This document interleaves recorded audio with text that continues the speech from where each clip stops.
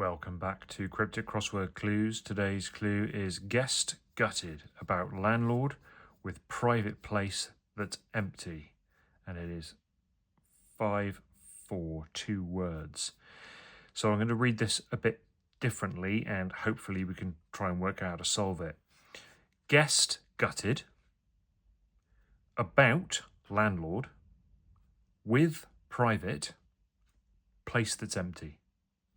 So let's just divide that up. Guest gutted, about landlord, with private, place that's empty. Now this is our literal clue. We're looking for a 2-word term, 5, 4 for a place that's empty.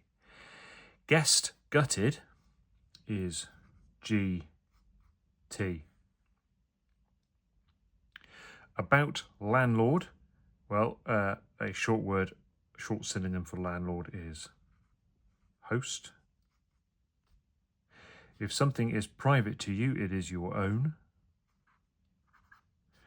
And we get a 2-word term for a place that's empty, ghost town.